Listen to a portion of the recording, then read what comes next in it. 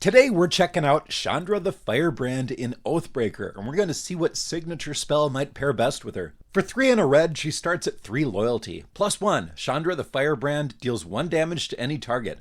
-2, when you cast your next instant or sorcery spell this turn, copy that spell. You may choose new targets for the copy. -6, Chandra the Firebrand deals 6 damage to each of up to 6 targets.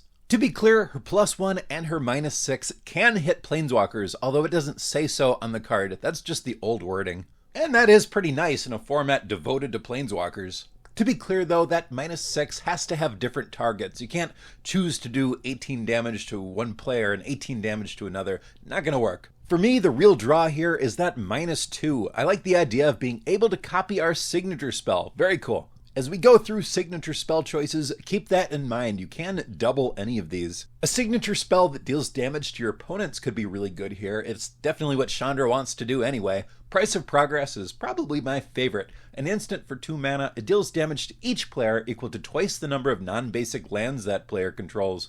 And of course, if we choose this, we're only running mountains, so it's not dealing damage to us.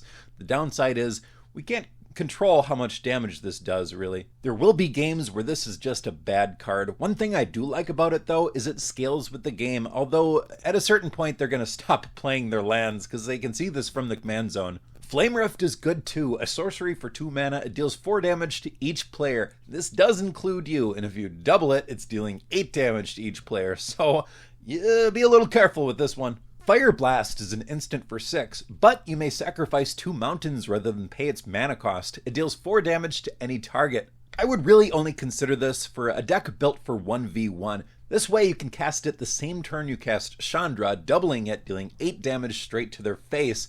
Hopefully you've done some damage to them the earlier turns and you can finish them off the next turn. I'm not saying it's great, but I think it's pretty good.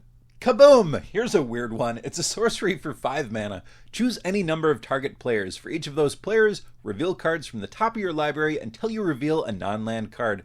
Kaboom! Deals damage equal to that card's converted mana cost to that player. Then you put the revealed cards in the bottom of your library in any order. If you like gambling, this could be an interesting card because you have a decent chance of hitting a land, of course. If you wanted to build a really bad deck, you could pack it full of really high CMC stuff and lands, and that's it, and hope for the best. Now here's the one I personally would pick, Prisoner's Dilemma, a sorcery for 5. Each opponent secretly chooses Silence or Snitch, then the choices are revealed. If each opponent chose Silence, Prisoner's Dilemma deals 4 damage to each of them. If each opponent chose Snitch, Prisoner's Dilemma deals 8 damage to each of them. Otherwise, Prisoner's Dilemma deals 12 damage to each opponent who chose Silence. As interesting as this would be to watch play out, it's even more interesting to watch it played out twice in a row. Forcing opponents to make hard choices is literally my favorite thing to do in Magic. I love these cards. Fiery Confluence is a sorcery for 4. Choose 3. You may choose the same mode more than once. Deals 1 damage to each creature, deals 2 damage to each opponent, destroy target artifact. So this can do a maximum of 6, double to 12 damage to each opponent, or it can be a board wipe or some kind of mix of stuff. Volt Charge deals 3 damage to any target, proliferate, so this is a nice way to get Chandra closer to that -6 to finish everyone off. Moving away from direct damage options, we have a couple ritual options, that is cards that make us more mana. Ironcrag Feet costs 4, add 7 red, you can only cast 1 more spell this turn, and since that -2 copies but does not cast the copy, this does work with Chandra. There's also Jessica's Will, one of the best and most popular signature spells in the format, a sorcery for 3. Choose 1. If you control a commander as you cast the spell, you may choose both. Add red for each card in target opponent's hand. Exile the top 3 cards of your library. You may play them this turn. And this does work with Oathbreaker. Oathbreaker just changes the word commander to Oathbreaker, so you do get both. And last, we've got some options to double up on that -2. Cards like Double Cast. When you cast your next instant or sorcery this turn, copy that spell. You may choose new targets for the copy.